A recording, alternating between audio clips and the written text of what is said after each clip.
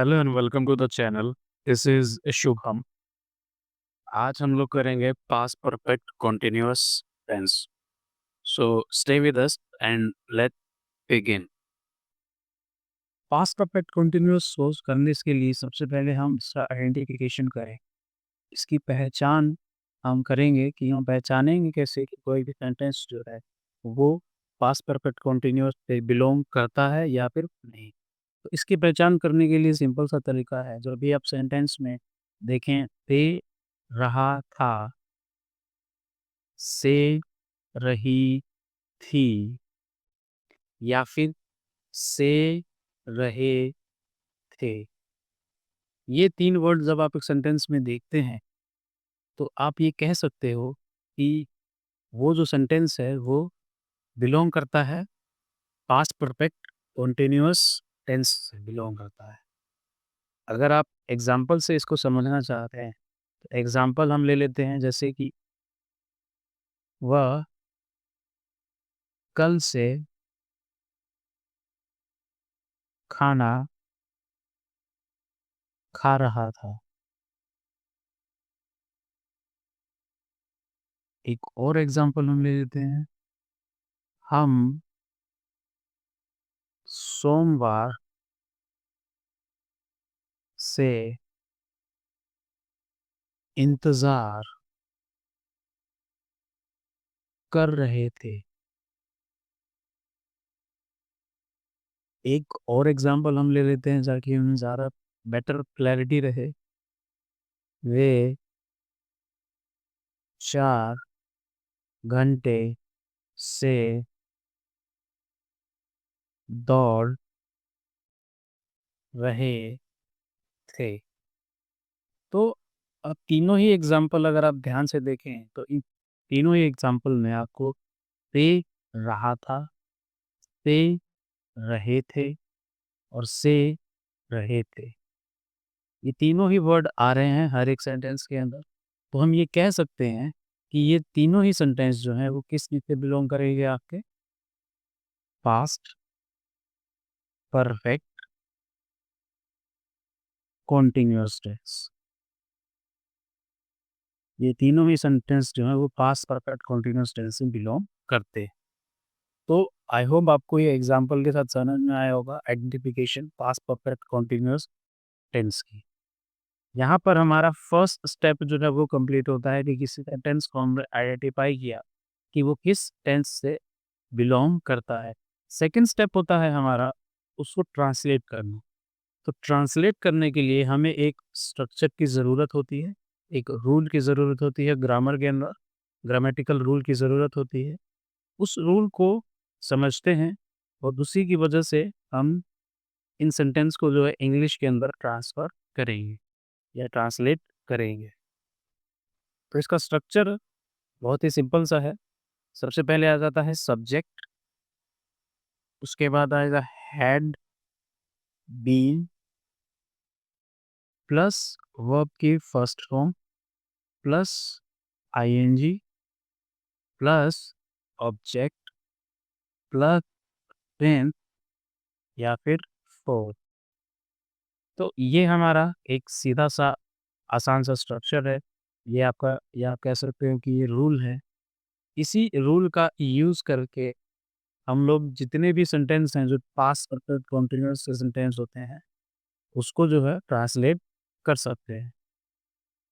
ये हमारा स्ट्रक्चर है। अब इस स्ट्रक्चर के अगर हम ध्यान से देखें, तो इसमें हमें पता है कि सब्जेक्ट क्या होता है, हम इसको ढूँढ लेंगे। हैड बीन हमें पता है कि एक ही हेल्पिंग वर्ब यूज़ की जाती है इसके अंदर, हैड बी, वो हम यूज़ लग कर लेंगे, लगा लेंगे। वी1 भी हम ढूँढ लेंगे, यानी वर्ब की फर्स्ट फॉर्म को भी हम पता लगा लेंगे। आईएनजी उसके साथ जोड़ना है। ऑब्जेक्ट जो बचेगा आखिरी में वो ऑब्जेक्ट होता है। लेकिन अब हमें समझना है कि सिंस और फॉर इसका क्या यूज़ होगा, कहाँ पर सिंस यूज़ होगा, कहाँ पर फॉर यूज़ होगा। ये हमारा एक तीसरा स्टेप है। तो सिंस जो होता है या फिर जो फॉर होता है, वो हमारा टाइम दर्शाने के लिए होता है।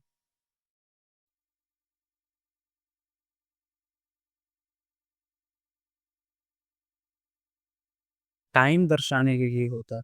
टाइम को रिप्रेजेंट करता है ये हमारा।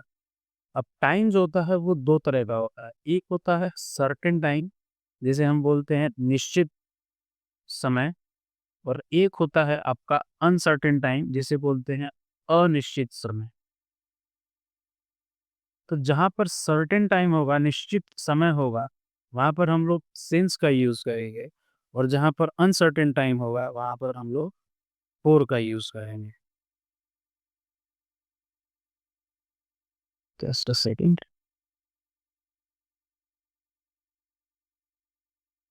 फोर का यूज़ करेंगे। अब इसको थोड़ा और डिटेल से देख लेते हैं कि सिंस जो है वो कहाँ-कहाँ यूज़ होगा, कौन-कौन से टाइम में सिंस जो है वो यूज़ होगा। सबसे पहला तो है मंथ ऑफ द ईयर, जैसे जनवरी, फरवरी, मार्च, अप्रैल, ऐसा कुछ अगर सेंटेंस में दिया है, तो वहाँ पर हम लोग सिंस का यूज़ करेंगे। या फिर कोई वीकडेज़ हमें दिया गया हो, संडे, मंडे, ट्यूसडे एटसेट्रा, वहाँ पर भी हम लोग सिंस का यूज़ करेंगे। मॉर्निंग, इवनिंग, आफ्टरनून, इस तरह का टाइम पीरियड अगर हमें दिया है, तो वहाँ भी हम सिंस का यूज़ करेंगे।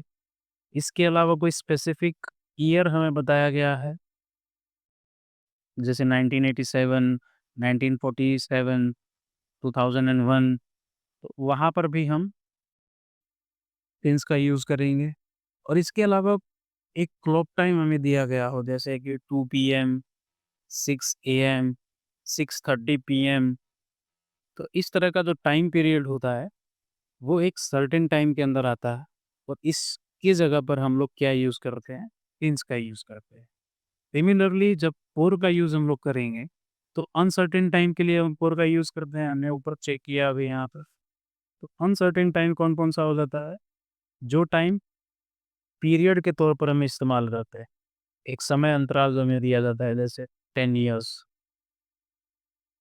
2 डेज़, 2 मंथ्स, 2 आवर्स, यहाँ पर हम लोग यूज़ करते हैं फॉर। ये एक अनसर्टेन पीरियड है, हमें नहीं पता कौन से 10 सालों की बात हो रही है, हमें नहीं पता कौन से 2 दिनों की बात हो रही है, या 2 महीनों की बात हो रही है, या 2 घंटों की बात हो रही है। टाइम जो रहेगा वो हमेशा ही पास्ट में रहेगा, क्योंकि हम लोग पास्ट परफेक्ट कंटीन्यूअस पढ़ रहे हैं, तो ऑब्वियस सी बात है कि जो टाइम रहेगा वो हमारा पास्ट में रहेगा। पास्ट में ही एक सर्टेन टाइम होता है, उसके लिए हम सिंस का यूज़ करेंगे। पास्ट में ही एक अनसर्टेन टाइम होता है, उसके लिए हम फोर का यूज़ करेंगे। तो हमने स्ट्रक्चर को जो है वो अच्छे से समझ लिया, सिंस और फोर कहाँ यूज़ होगा वो भी हमें समझ लिया। अब बारी आती है हमको ट्रांसलेट करने की। तीसरा स्टेप हमारा है इसको ट्रांसलेट करना। तो जो ऊपर हमने 3 एग्ज़ाम्पल लिए थे, उसी को सबसे पहले इस स्ट्रक्चर की मदद से हम लोग ट्रांसलेट करते हैं।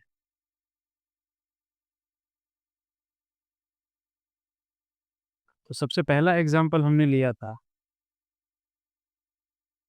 वह कल से खाना खा रहा था। He had been eating. अब यहाँ पर कल से यानी हमें पहला पता चल गया है कि कल की बात हो रही है, एक सर्टेन टाइम हमें दिया है, तो यहाँ पर हम लोग यूज़ करेंगे, he had been eating food since yesterday. Second example हमने लिया था, हम सोमवार से इंतज़ार कर रहे थे। We had been waiting